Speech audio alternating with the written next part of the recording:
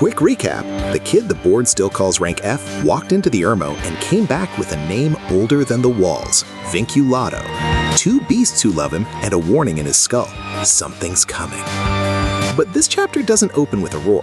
The Ermo is the loudest thing for 100 miles, so when Edan wakes on the wall and hears his own heartbeat, that should scare you. A quiet forest isn't calm, it's holding its breath. Here's what nobody else on this wall can do. Since the Ermo, Edan doesn't just hear the forest, he feels it, a low hum of 1,000,000 little lives pressing on his skull. This morning, he reaches for it out of habit, and there's a hole where it should be.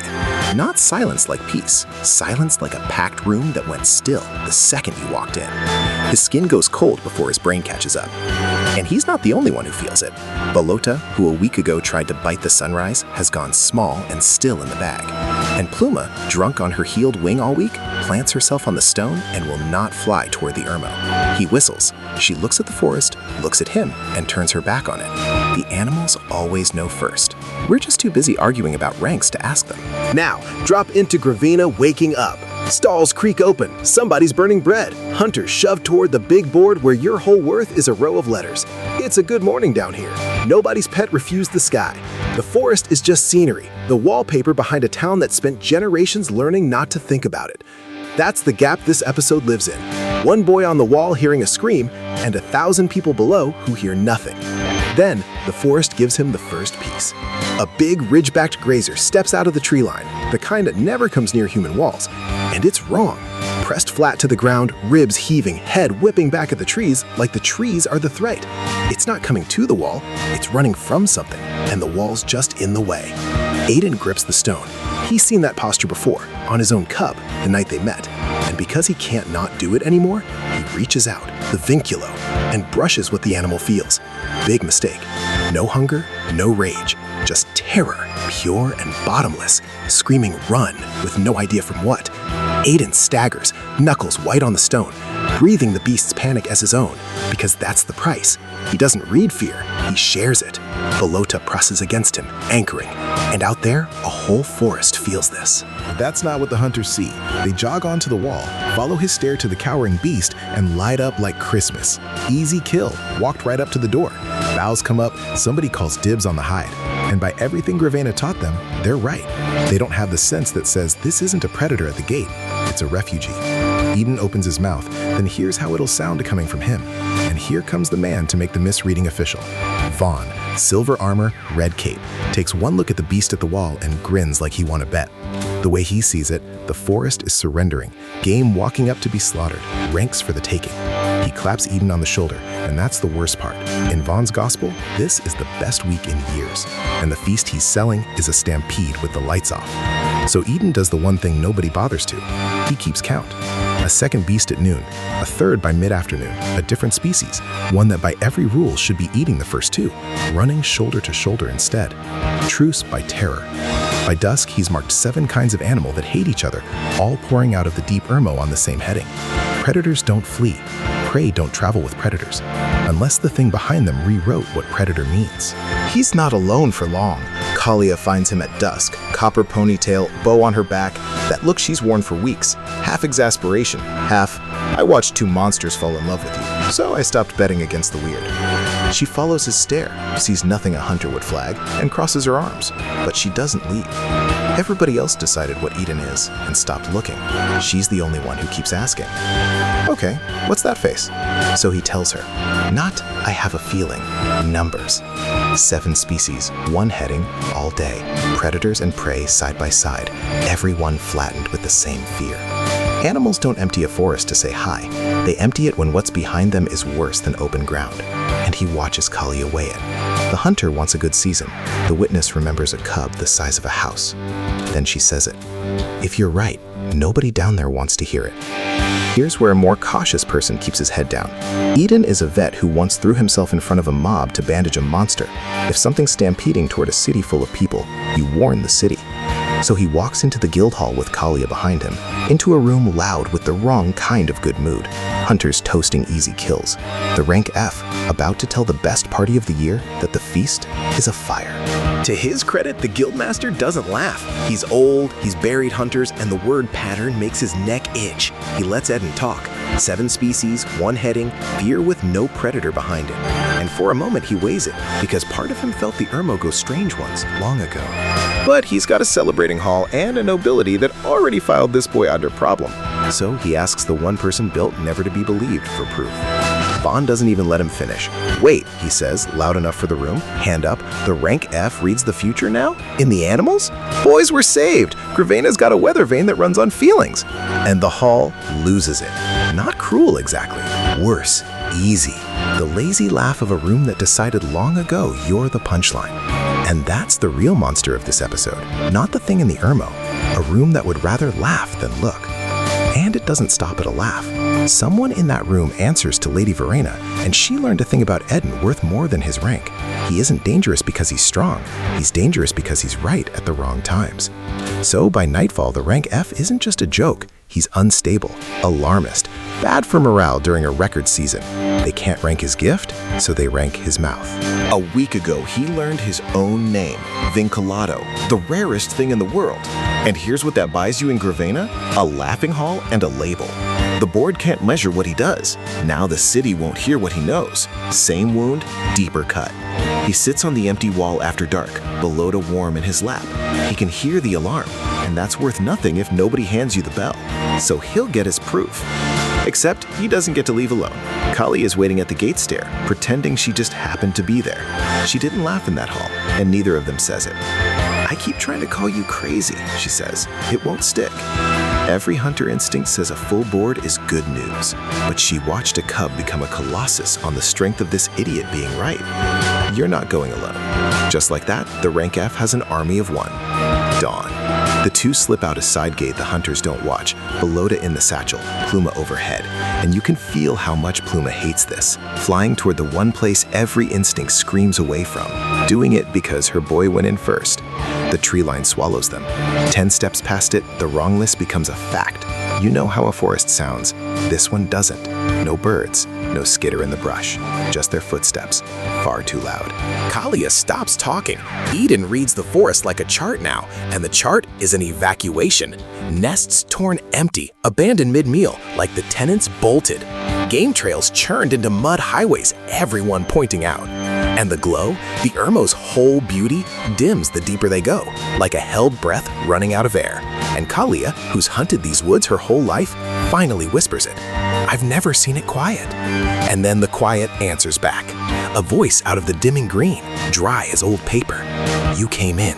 They never come in." Maelis, the last of the bound.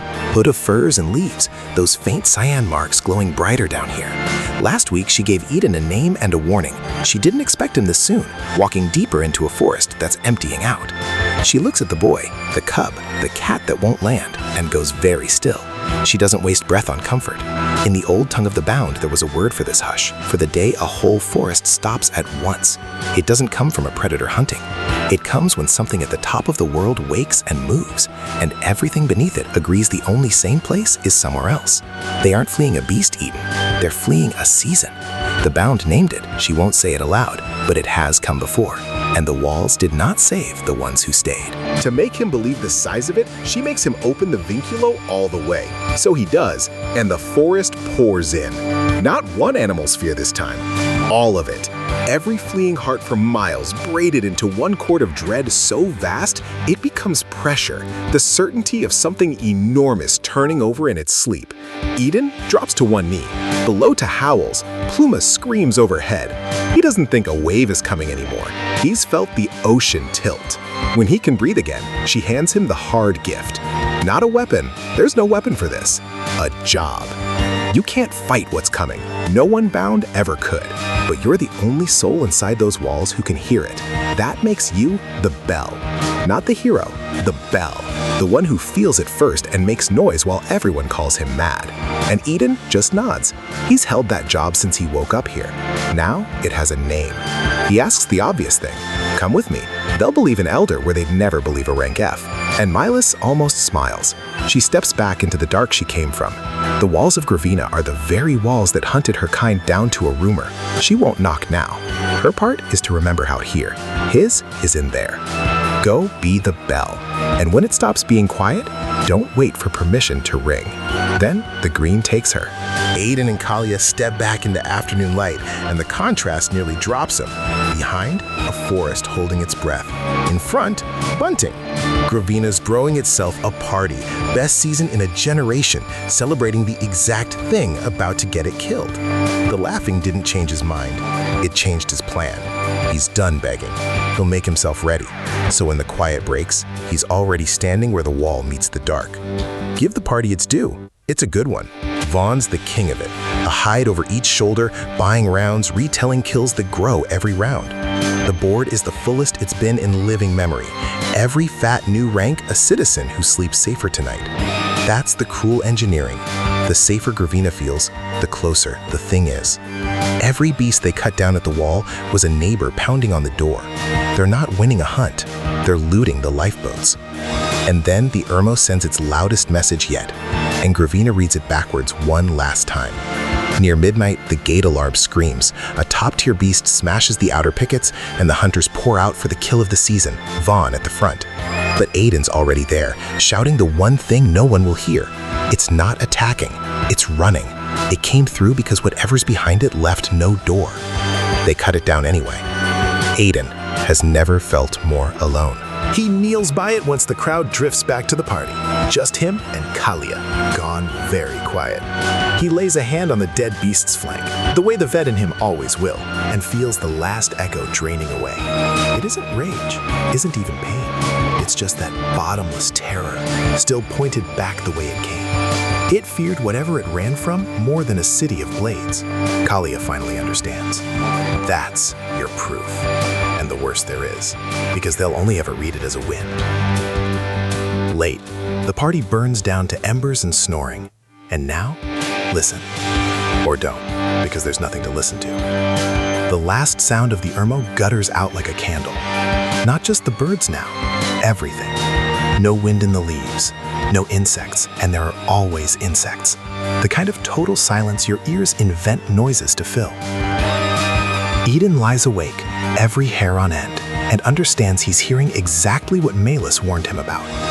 Not a quiet forest, a finished one. But the part that finally breaks him isn't the silence outside, it's the two beasts inside. Belota, fearless, by a mountain Belota, is jammed into the corner, trembling, ears flat.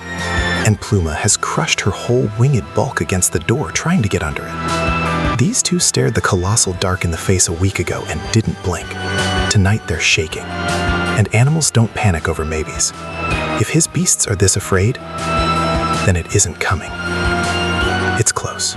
So he gets up. No speech, no plan, no army. Just an F rank pulling his cloak on in the dark while a whole city sleeps the smug sleep of people told there was nothing to fear.